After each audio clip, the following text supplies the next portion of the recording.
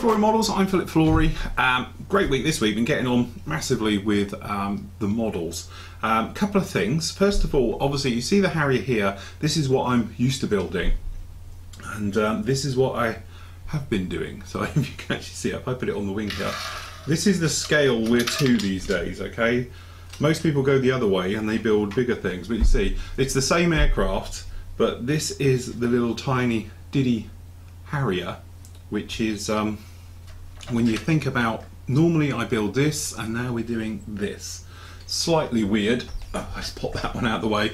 But as you can see, what we've been actually doing is the Iwo Jima is getting on with it nicely. So we've got all the rails done, we've got all the wiring sorted out as well, so we're going to be putting that one together. So the next part of this will be up probably over the weekend, to be honest. If not, it'll be up Monday. But we've been working on various things. So we've got the little landing craft here, so we've been working out how the diorama is, but also we've been putting together all these tiny little air wing basically. So we've got them all down here. So we've got 4 CH-53s, we've got a couple of Seahawks, we've got 4 Sea Knights, we've got Harriers, you name it, we've got it. So really I was just trying to work out the best way of having all these parts put in, because obviously this is going to be on mounted as a standalone, it's not going to be in a diorama.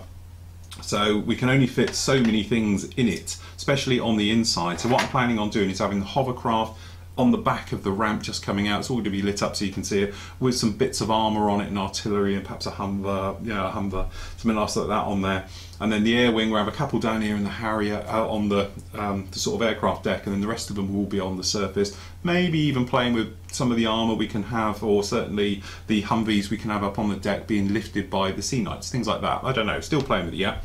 But anyway, it is taking its time. I did warn everyone it was going to be a long project, purely because the amount of bits, and it's boring as hell to watch, shall we say. So a lot of it I've been getting on off camera and putting them together. So I show you about putting the clear parts together with normal glue. It doesn't affect it. It says use thingy, because we're not going to actually paint those with clear windows. We're going to give them grey windows, which I think will be certainly a better way of doing it and give them a more scale effect. But painting them is next, and that is going to be a lot of fun. But say next part will probably be up over the weekend. If not, it will be up on Monday for that one. At the same time, we've been absolutely cracking on with this. Now this is the cockpit, which is straight out of the box, apart from a little bit of wiring and detailing being added by myself. Now these parts are up on the site now as you get this on Friday, okay, and we talk about various ways of doing it and simply putting it on, and the washes and things like that. So here's a little clip. Okay, so this has been drying now, to be honest, overnight, so it's all completely handleable. So actually what you can actually do is get a good look at really the stage we got, which actually isn't too bad. And when you're looking in and going all around it and everything, it's got really what we want, but it hasn't got the depth. It's a bit like, you know, it's been painted up very nicely and everything else. So what we want to do is give it some depth. Quickest and easiest way to do this is with washes, okay? So we're going to do a sort of twofold wash process. We just take this all apart. What we're going to do, we want to do those lines that we get on instrument panels and things like that. Now, well, you can see down here in the book, but in between the instruments you get gaps and there's lines, and generally you get that sort of thing where there's a bar, and in reality these would light up and things like that. But for our purposes, what we want to do is put them in to look grey and things like it. Now, traditionally, you could come along with very thin paint and try and flow it through and everything else. But with the advent of washes, I'm a shameless plug, I know, but with our wash, because it's clay-based, we can just slap it absolutely everywhere and wipe off what we don't want, leaving it in all the recesses, and that's what it's designed to do. And the great thing is it will clean around all the knobs and dials and switches, and it will give them a little bit more depth to it and everything else. Twofold system with this one. We're going to be doing a clay wash, and then we're going to come in with an ink wash afterwards to give grime and texture and dirt. Then we're going to do some scuffing and chipping and so forth and so on. So because we're not going to need massive amounts with this, you see, just looking for a little pot or something. All I'm going to do is I'm just going to take a little bit of wash. I'm just going to put it in the lid. Now, what you can actually do if you wanted to is let this dry out just a bit. It'll begin to go a little bit tacky and thick. But as you can see there, it's got good colour. It'll cover pretty much everything. So what we're going to do, taking our brush, we are just going to lightly rub it around and making sure it does go in to all the lines and the gaps absolutely everywhere. Okay, so if I just bring this top one down, so this is the effect we're sort of going with, trying to get it in. So to start with, we're making sure it goes in these demarcation lines, okay, between the switches and the panels. It doesn't matter if we go too much, because what we're going to do is give this actually 2 coats. First coat really is just to make sure it's in these panels. Second coat going in will then add further detail. So we're just going to pop the wash all down in this centre one, just so it clings, as you can see, very nicely to all the knobs and dials. Okay, then once it's been on there a few minutes, you can come along. Okay, just pop it in, and as it dries, it'll dry slightly lighter. Just to start with, I want to make sure we've got it in these different areas. This one up here is pretty much normal. Quite a bit around here. The other great thing with doing this, it will sharpen up your actual painting as well, because it will lighten up any areas perhaps where you've gone slightly over. But there we go, just like that. And it gives you a sort of more, even though it's still wet, a 3-dimensional look. Now the great thing is, obviously we're going to take some off and take it away, but hopefully you'll see it quite nicely happening in here. So we're just going to run some down in here, some across.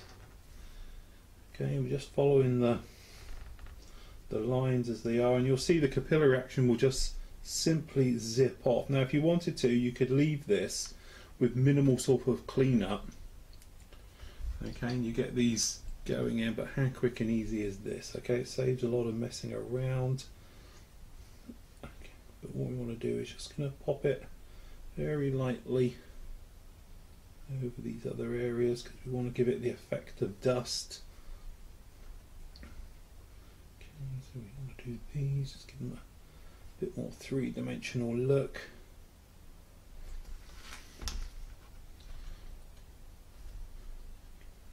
Put over these.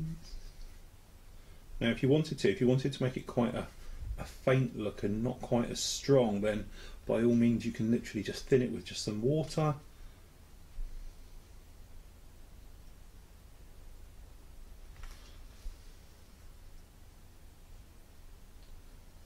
But it's probably the quickest and fastest way you'll ever get a nice sort of weathering technique. So what we're going to do now that's on there, we're just going to lightly pop round. So don't worry about bubbles, because they're all go back anyway.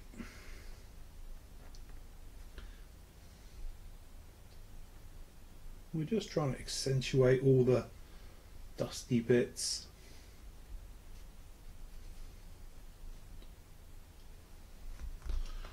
Okay, so that's that one on, and what a difference it makes. Instantly gives you a great look.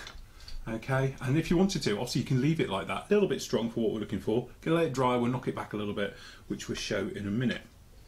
Okay, so there we go. Obviously there's a lot more to that. Members, you can see that with the full build. I think it's about 1 hour and 5 minutes, both those parts put together. They're up on there now, so you can go and see the full thing about painting, weathering it. The only thing you don't see on here, as you can see on the front, is harnesses. The harnesses, I did a new technique, because I'm trying to do a new technique to show you every single time. So this one, I've gone back to what I used to do in the early 90s, which was to make them out of blue tack and put them on, and that's how we did the harnesses on this particular one. Makes it a little bit different, and it's really a cheat and a really quick way of doing harnesses with no messing around of making putties and stuff like that. So there you go, that is up on the site now. So talking about weathering, I got in this week a couple of weathering sets from Vallejo. This is their new releases, so let's have a look.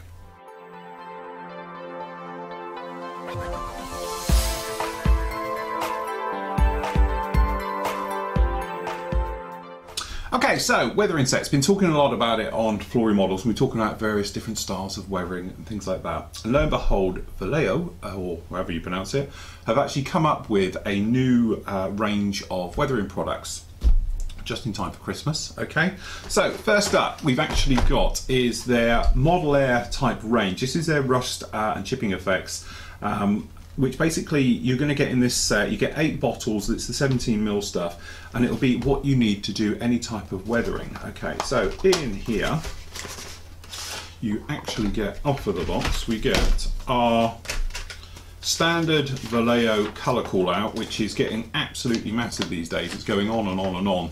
Their range is, you know, all the holes they had, which was always a pain because you had to reach for somebody else's paint, are all being filled up quite nicely. Then down in here, you actually got your bottles. So what we've actually got is a surface primer, which is this one down here. This is the polyurethane one, which we've been speaking about recently. I love this stuff, it's great. Big thing is to remember, let it dry. I know there's guys on the forum, it's like Marmite, you either love it or hate it. I tend to find the guys who are in warmer countries, shall we say, with not as much humidity, that it dries a lot quicker. They're finding it a lot easier to use than obviously in the UK and obviously around Europe, because we're more damp over here, quite frankly. It takes longer to go up, so if you sand it or try and go near it before it's totally dry, it's pretty hard stuff to work with and you get tearing and stuff like that. Again, going around cockpit windows and things like that for masking, I always recommend going around with a blade first and cut it anyway. Otherwise it tends to, when you're peeling off masking tape, it tends to peel with it, which is, to be honest, is what happened with me with the Stealth Fighter. Because I ended up peeling off the cockpit off, and that was totally my fault because I didn't cut it. I sort of got sad to myself. Anyway, getting off the subject, in here as well you get this very nice little bit of paperwork which talks about how to do the chipping set and everything else and how to really use it. Now with all weathering, I usually say use your imagination. Classic example is here when we've been working on the, this is for the Intruder, the cockpit. I tell you when I'm doing the video about just let your imagination and go through, and we're not doing a particular aircraft, so it's purely sort of fantasy, and you weather it to your own specification and really don't take too much notice. When you think it's right, it's right. When you're doing things like rust though and quite specific types of weathering, it's really easy to overdo it. So your best thing is to do is to have some reference photos, okay? So you have some reference photos and you sort of say to yourself, that's the effect I'm going to go for. That way you can mirror how it actually is, and it just makes weathering a lot easier when you're doing specifics like watermarks, rust, stuff like that, and certainly mud, to the effect of, you just get an idea of how it actually works. If you're just doing grime, you can just go for it yourself, but when it's quite specific, I would recommend some good references. Anyway, so down here in the set, what we've actually got is we have our surface primer, which is, I don't know if we got it down there yet, I don't think we have, which is 605. First of all, it's basically staying down here. Cover the entire thing in your primer, I would agree, and then obviously, you know, let it dry totally. Next one you're going to come with is the black-brown colour, and you're specifically just going to pick out various areas how to use it. So you're not covering the entire model, it's just that you're trying to give an effect of the primer coming through as well as a top colour on there. Then we've got 80 is an original colour, it's not a new colour, I'm just seeing if I've got it. Yes, I have it up there. So that's an original colour, but it's their rust. I have used it, I don't know, I find it not a rusty colour if I'm honest. I don't know, it might work when you're using it with other things, but certainly from my point of view. Okay, so you're going to pick out various areas around that one as well, okay, to give that type of effect. Then you're going to come down here with 129, which is light rust, which must be one of their new colours. It is, okay, so that will give you a more uneven rust, and that's the thing, it's not sort of universal, you want it to be patchy, that's what that's going to do. Okay, 130, which is obviously another new colour. You're going to be going along in step 5 and doing this orangey sort of look to it as you make your way through the entire thing. Okay, and then we've got here, which is 033, which is one of their older ones, I think. I haven't got it, but that's because it's yellow ochre probably. But there we go, so we've got this yellowy one, which you're going to go around, and it says best way to put this on is with a sponge, so you could use it found on rusting surfaces and everything else. But again, use your references to see where these different colours are, and then you can try and recreate it. But as you can see, it's the usual thing, like I say, with all weathering, it's a layering process. You're starting at the bottom and you're building up to give you different shades and tones and things like that. Then you can move on to chipping. So once you've got all of that, we have our chipping fluid, which I haven't used yet, but to be honest, what I'm going to do is not next week because I'm going to be busy with this lot, but probably the week after, the run up to Christmas, I'll probably do a short tutorial on using this because I've never used it before. I tend to use the old hairspray and water and chip it with a stiff brush or a cocktail stick, something else like that. This I assume is just the same. Visible. Yeah, so it's basically just the same, although this is a water-based one, and I've never used a water-based one because obviously hairspray is like a lacquer. All right, and then we go along and we've got here, which is their matte acrylic resin varnish, which I haven't used. Is the other one? I think the other one is just normal acrylic, wherever it is. So we've got the polyurethane matte varnish, which I haven't used, but this apparently is a resin one, which is definitely a different colour to what we've got in the bottle there. So I don't think we've used that one either. So it may be time to get a bit of a road test on, and perhaps we'll have a go at this. I'll get an old bit of scrap armour, perhaps we'll try and do a little rusty tutorial for you and everything through. But there we go, it's quite a nice little sheet in there, and obviously they do other sets. So we've got down here Desert War, which is 6 colours. We've got down here the Imperial Japanese Army colours as well, 8 colours in that one. This is the German ISAF colours. As well, and then obviously we've got some first responder type colours as well at the top, all in Model Air. As you know, I am quite a fan of the Model Air. I do like the range. It's easy to use, and certainly when we have people in here for airbrushing and stuff like that, we tend to use this stuff because you just squirt it and go. It's really, really easy to use.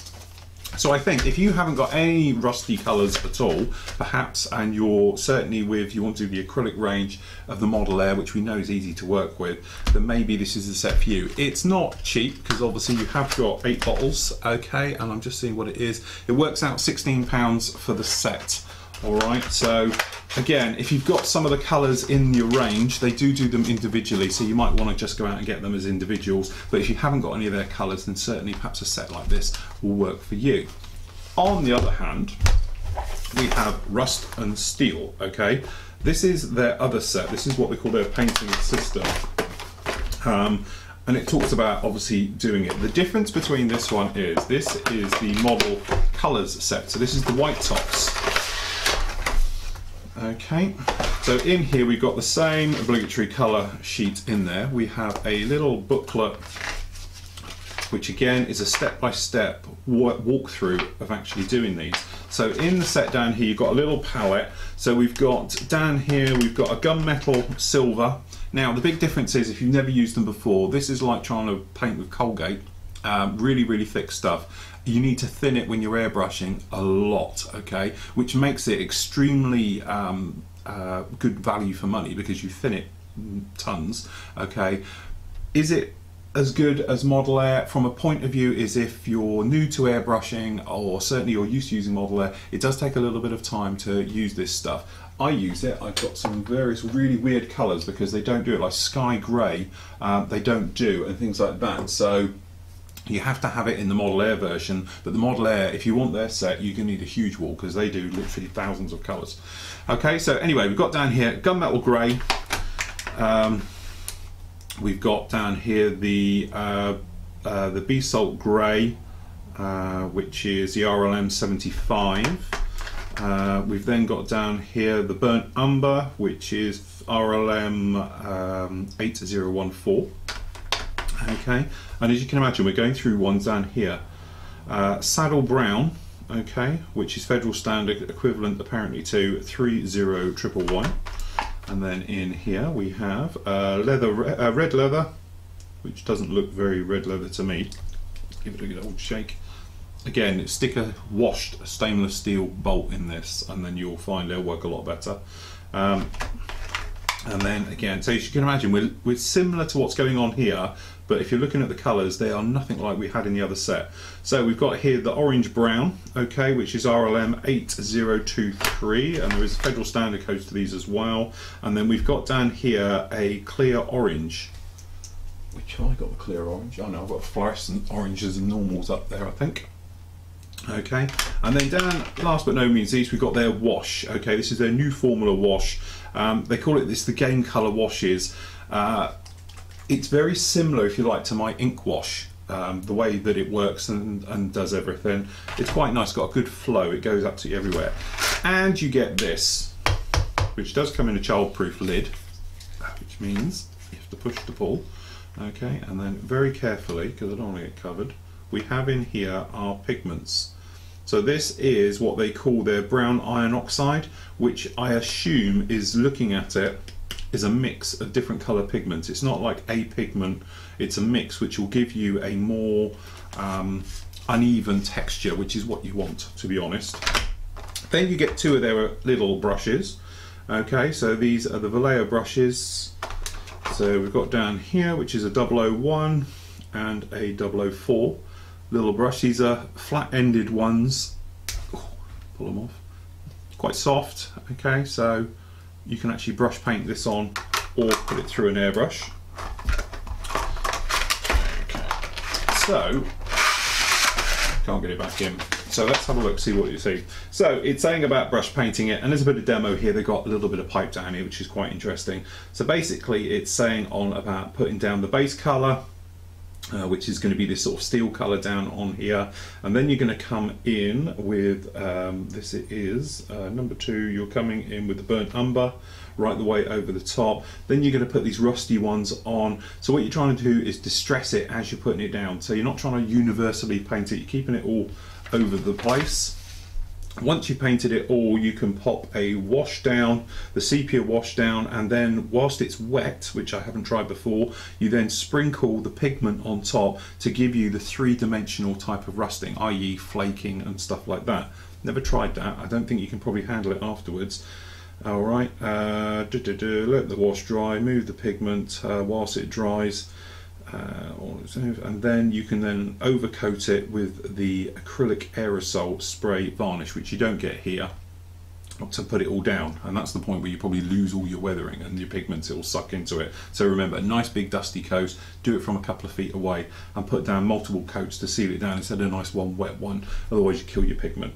So there we go, that is their acrylic colour set. So a lot of people, they use the white tops for brush painting and stuff like that as well, because they find it's got great flow. It certainly paints a lot easier than if you're using some of the Tamiya range, for instance, and things like that. They tend to be a lot better. So in here you've got basically the same type of thing we've got before, but you've got more of a thicker, heavier set, so you could hand paint if you wanted to, things like rail stock, stuff like that, not just models, perhaps railroad stuff, and dioramas and things like that, more than the other one sort of designed, I think, for aircraft and vehicles and stuff like and those types of things. Again, it's not the cheapest set in the world. This set here is £25. I don't know how much pigments are on their own, all their brushes to work out, but certainly it's quite an interesting little set. Again, if you're into your weathering and you haven't got any of these, it may be a way to go out and get it. Again, if you've got a few of the colours, you can buy them as individuals, to make up a set the equivalent to this, and away you go.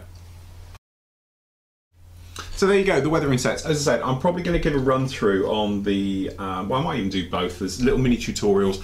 Hopefully I'll get them done before Christmas. See, I've got masses to get onto because I want to get the Iwo Jima finished before Christmas, and I want to get the Intruder done before Christmas. And to be honest, we're running out of time because what we've really got is under 2 weeks now to do them. So it's quite a tall challenge, but so I'm going to go right the way through the weekend, all next week and everything else, to really get these done to a position where they're out of the way. And then in the new year, obviously we'll be starting straight on with the Star Destroyer, and we've got the Hind build, which is my big old favourite build.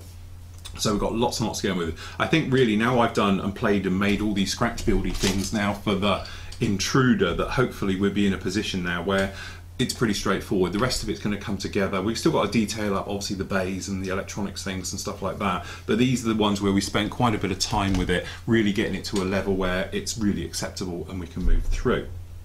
So another review we had in, something else that came in at the same time, was the new Meng Me410.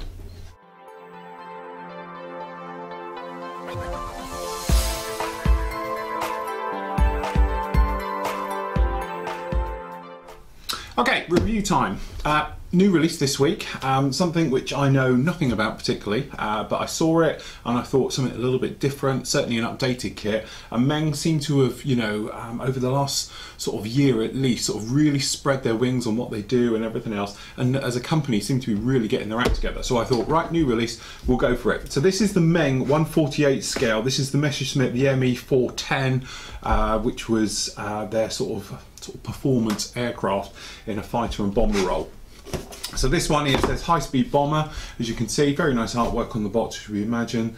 Going through, got a couple of options on the box, as we can see, which is quite nice. We've got the other side, and not a lot, a little bit of kit info and the usual bump down in there. Now, as I said, I haven't actually had this one apart yet, so It'll be quite interesting to see what we've got. Usual thing, we've got these nice crisp bags. Okay, so what we do is we'll just find the interesting bits first and we'll work our way backwards. So we have all that out of the way. Okay, so we'll stick them there. Okay, so straight off the bat, we'll just move straight in here as we can see it. So we've got some nice photo etch. Yeah, it's a little bit thick. It's not as thick as some of them are, but down here we've got provisions for, we've got some harnesses, some black belts, we've got some radiator grills, we've got some over the shoulder ones, we've got some plates looking down there, we've got some sensors, looks like the pitot tubes, things like that on there, a little little guy at the back, which I presume is probably some type of hinge or rudder. Okay, we've got the decals. As you can see, we've got some little cutouts in them, I should imagine. They look very nice, very in register. We've got the swastika, obviously, in 2 halves. There's still it seems quite vague now on swastika stickers, and I don't really want to have this conversation because there's no right or wrong to it, but certainly some manufacturers print them as a whole. Some of them break them in 2 because there is laws around Europe about the use of the swastika. I assume a lot of the more foreign companies, they tend to don't want to go down that route, so it's easier to break them in 2. But if you've ever wondered why the swastika is in 2, that's the reason why, because certainly it was outlawed after World War II.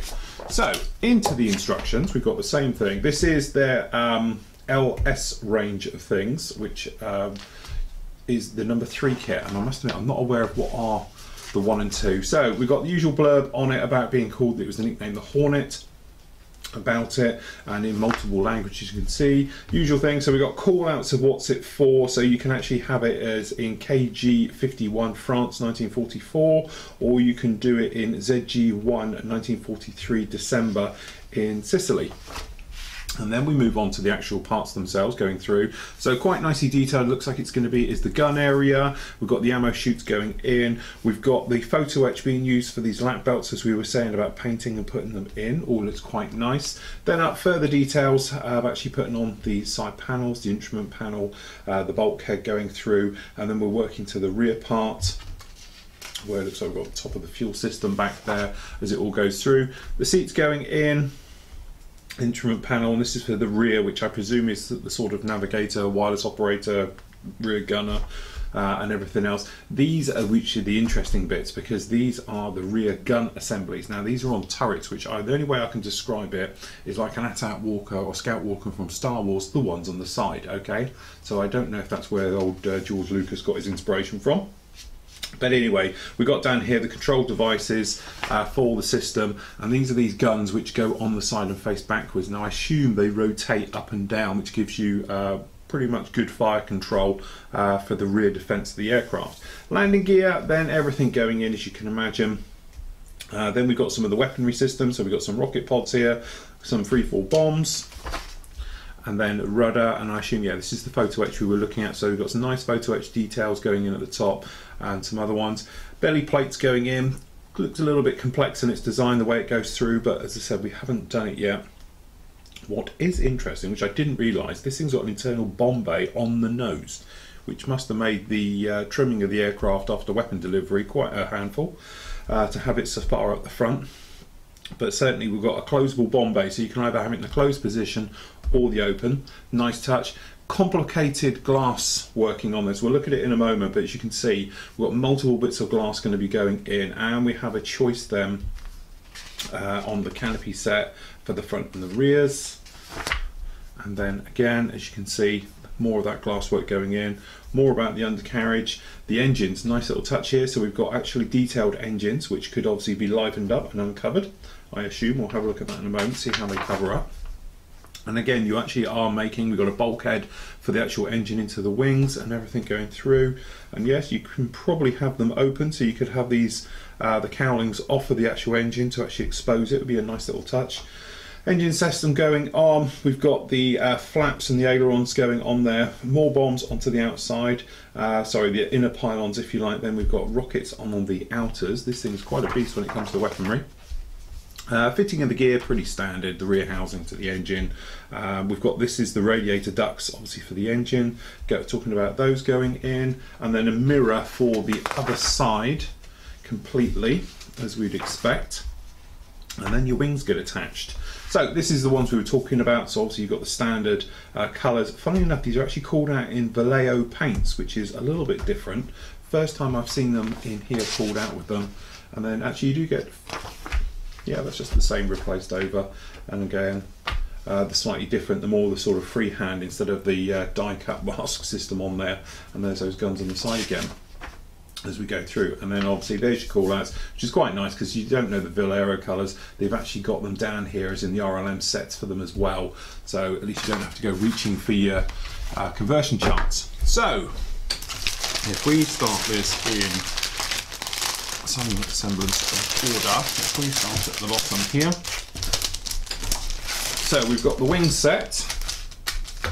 Nice.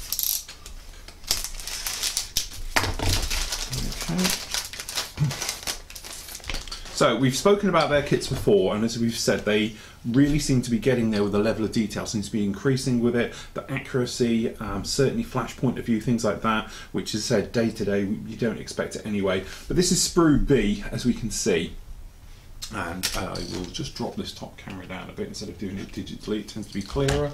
And you can see on the side one, hopefully you can catch it in the light there, very nice recessed panel lining. Okay, the riveting looks a little bit heavy, and come to think of it, when you're looking at some of these, I don't know how well the particular cameras will pick this up, maybe this top one will work better. You can see these, they look a little bit heavy, shall we say? And when I say a little bit heavy, I'm just saying, you know, it'll take a wash fantastic, but it may be a little bit out of scale because I'm thinking that's probably about as wide as your thumb in real life. Anyway, we've got some raised details down here, which is quite a nice touch again. If we can catch them in the light, there we go. You've got these nice details all down here, so you've got a nice mix of raised and recessed lines in here. As I said, no sign of flash. The ejector pin marks are all nice and flush in there, so we don't have to worry about those. But this one is moulded both sides one piece, so it's quite a nice touch. If we just get the other, try and do this in some sort of order. So here we have the lower wing section. Again, actually it looks to be a little bit finer for some reason. But anyway, lovely riveting detail running down these panels, which is what we sort of expect with these. You can catch it in the light there, very nicely done. Very nice, very crisp moulding. We've got no signs of any problems at all with any of that. But as I see, you've got some nice ribbing down here. I wouldn't worry about the ejector pin marks because you're not going to see them. You have an engine on top. Okay. This thing here, which seems to be the latest thing, I'm guessing it's because of the way injection moulding works. But these little go nowhere trees, they're a pain because you have to clean them up, and then obviously if you're doing clean up, you've got to try and keep it level and everything else. It just seems to be there more and more over everything. I can understand the point of view because you don't need as many gates actually on, but when you're putting them in and they go nowhere, it's like, I can't understand that one. Anyway. And the good bit. So now we've got, this is sprue A. Okay, so in sprue A we've actually got the fuselage, and again you can see very nice recess detailing all over this. The riveting, okay, I think it might be a bit of a pain when you come to sand, and you know the riveting just tends to fade off slightly on the top, shall we say, alright? But you know, by the time you filled it and sand it and everything else, you're going to have to put them back in anyway, so we're not too worried about that. Got this nice little bit of raised armour on the sides. All the holes seem to be very nice. I can't fault this anyway. It's a very nice, clean, crisp kit. Minimal interior detail, so we've got a little bit of you know, details on the inside. So we've got some formers and ribbing and various things going on here. But as I say, you wouldn't go massively overboard with it. But as you say, it's a very sharp, I think is the way I describe it, kit. There's no soft moulds, there's no, it just fades away or anything else. And that is the thing we've been finding with Meng recently. And because they've sort of been doing a lot of smaller kits, sometimes when they upscale you lose the detail a little bit, it gets a little bit softer, but certainly not in this case. And a very good example is these parts here, because you have got extremely, very nice, very sharply detailed areas. So we're looking up here, as you see all this equipment. Some nice detail in there, some wiring detail, take a lot wash lovely. Got riveting detail, but just down on this floor area down here, again, extremely nicely detailed. We've got wiring running around all these parts, so it will look lovely when it's all completely done. We've got these guns, which they look a little bit fragile, but they seem to be okay, nicely moulded considering they're quite long parts, even right down to tiny little rudder pedals. You can probably see just down in these, you know, very nicely done. But generally, as you say, looking around it, instrument panels, some nice raised detail on this, and everything else. So I don't think you're immediately going to be looking for aftermarket. I think you're going to be able to build this pretty much out of the box, no problem at all. So some of the other parts, as you can see, it's not a simple kit. We've got quite a few trees in here. So again, we've got various things. So we've got the belly plates down here. These are the rear to the engine. Some nice moulding around here, as we can see. We've got the seats. And again, usual thing is ejector pin marks. Very well thought out. So things like down here in these radiator ducts, ejector pins are out of the way, nicely taken care of, no problem at all. Again, you know, these obviously we're not going to see anyway. But the gun areas, again, very, very nice. The wheels, so we've got the compressions down here with these sort of gaiters over the top protecting. Very nicely done. But all these small parts, extremely nice, crisp, clean, and then no ejector pin marks inside wheel bays and things. Again, very well thought out, very nicely done. And again, even bigger parts like this one here does not have an ejector pin on the inside. Yeah, smaller parts do. Just the way to get it out of the mould, I suppose. So we've got duplicates here. Here's the engine in here again. So we'll only go through one. So sprue tree F, as you can see it down here. So you've got a nice prop, no flash, goes all the way to the end, no problem at all. All these small parts, very nicely crisply moulded. Detail on the engine, okay, it's detailed, but you may want to go around and liven it up. Certainly, like we've been doing in our recent builds, a little bit of wiring, a little bit of tiny scratch building, things like that. You can really make a difference with minimal effort. Okay, these cowls, very nicely done, riveting detail all over those. You have got ejector pins on the inside that are quite big and noticeable, so if you are going to display it open, either lay them down on the flat or you sand them off and take care of them. Detail on the wheels, very nice again, so you've actually got Phoenix Hamburg actually on the tyres and the radial size themselves. So these tyres apparently are 1015 by 380 for all you want to know. Okay, so there we go. Yeah, very nice detailed parts, extremely nice and crisp. Last one up, weapons. Okay, so this is our forward bomb bay, which is our little weird design. As you can see here, we've got nice riveting detail onto the inside of this. Looks very, very nice, no problems at all. We've got the bomb racks. Again, be quite nice by the time you put those sway braces on. The bombs themselves, two halves as you'd expect. Nothing to get excited about. Very nice. What's a nice little touch is this actually.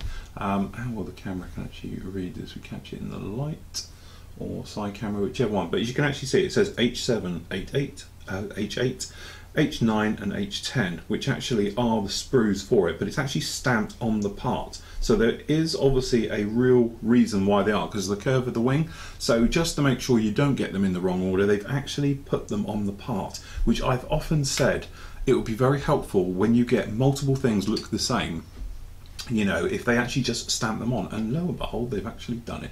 So that is a very, very nice touch there. If I just zip this down to show you, because it's the first time I think I've seen it.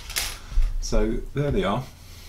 You know, I don't think I've noticed that on a normal production kit before for small parts like this. Obviously, in the old days, you used to get bigger ones. They used to have it, but certainly not on something so small. So yeah, nice little touch that. Right, okay, the clear parts. Let's have a delve in here. These are our last ones up. So we have this technique of double wrapping. I am a massive fan of, because it really does make a difference. And this is just, it's a very flexible film. It's not like this, which is quite rough and crispy. This is very, very soft, so it won't scratch your clear parts, which, okay, a lot of people are going to turn around and say, oh yeah, that's a bit overkill, but it does keep them beautifully done. Okay, unfortunately, if I'm honest, when we look at these parts, you may be able to see when you look through, it's a little bit distorted. I know the camera lights are bouncing off of this all over the place, but they are very nicely clean. We've got no cobwebbing on them at all. Very sharp. It's just, it's a complex curve. It's quite thick, and trying to keep them crystal clear would be quite a nightmare, I should think. So seeing as they've made the effort to put this in here, I'll try and get it back. You've got another one which is exactly the same. You just get two different types of front windscreen. And then, cutting through it all. Again, these are double wrapped. Nice touch. If you can get in it. It sort of sticks to itself. It's weird stuff because it's not sticky. Don't think this is sticky. It's actually not. It just for some reason hangs on. This is what we're talking about. It's quite complex because obviously you've got the crew access coming in through this side. Okay, so you're going to have to put all these together, and putting clear parts together is never easy. There's loads of stuff out there. My one of choice, to be honest, is crystal clear. I find, from a personal point of view of the stuff I've used, it dries the absolute clearest out of them all, which is quite nice. But again, looking through, it's a little bit of wobble. It's quite thickly obviously done, but it is an extremely complex shape. I don't know how well you can see the curve on this one up here. It is extremely curvy and everything else, but they are nice and clear. Crystal clear, you don't have to worry about that. This one here, if you look at that, we have no distortion at all in there, and that's what we're talking about. Obviously when you're on a curve, it's very hard, but if I pop this one down here, as you can probably see, it sort of magnifies because of the curve and everything else. But apart from that, the others are very, very nice. No distortion whatsoever. So there we go. That is the Meng one. Okay, so the price of this particular one is £47, which 1/48 scale bomber is going to be say big. I don't think that's too bad. You're not going to need any out of the box particularly. I'm not thinking there's any mass mistakes on this one. The detail's good enough to build it straight out of the box. So really, sub 50 quid for a 48 scale aircraft is pretty much the norm these days. So definitely well worth getting this kit if you're into your Axis later war aircraft, especially the sort of 410. I think never really stretched its legs. It never really got into mass production, things like that. Nice kit. Go and get it. So there we go, quite an interesting aircraft. Hope you enjoyed the review on that one. Now, talking of kits and things like that, we must remember we've got our prize draw, our Christmas one. Okay, going on at the moment, which looks something like this. I've got it in a nice big Christmas bag for you. The overhead can get the stuff that's all in there, but it's all in there. Tons of it, absolutely loads of it. So this is what you need to do to enter.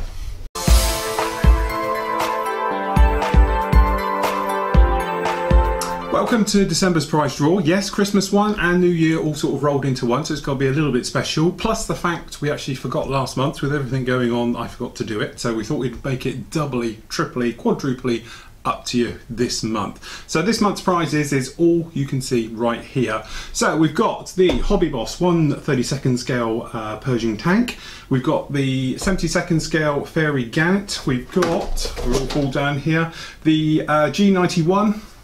The Meng one, which if you remember comes with the patch as well, and all those lovely items in there. See, I've got to try and balance this all on top of each other again now. There we go. The pigment sets that we did a review on only last week. Okay, so they're in there as well. So that's all of those.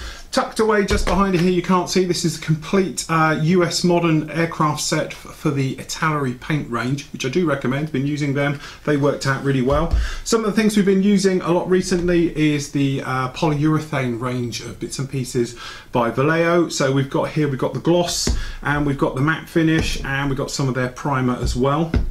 Lots of you always ask about where I get my Vital Bond kicker from, so there's a bottle of that for you and some CA glue to it as well. Coming up shortly, we've got a review on pickup sticks, been sent those, so we've got some of those there as well. You'll get the grime sets and everything else. Something else which I reviewed and absolutely love, think it's a great product. This is the medium photo etch bend set, okay, so that's one of those in there for you. Are a complete range of sanders that we do. There's 12 in the set, as you know. Everything, that's our entire range, is in multi-packs and refill packs as well, so there's a massive prize value there. And then certainly a full set of the Flory models washes to go in with that as well, plus a year's subscription to the site as well, so we can't say much fairer than that. All you got to do, pop to the forum, it's at the top now, and then just go in there and just put in there Merry Christmas we'll have for this month, okay, pop it down, and then it will happen on Christmas, no, we're probably going to do it New Year's, the day before New Year's Eve, shall we say. I'll announce the winner on the actual forum, and then in the next news show you'll hear it as well. So you've got a full month to get your entries in on there. Great price. This is no matter where you are in the world, I'll ship it for nothing and get these off to you. So get entering right now.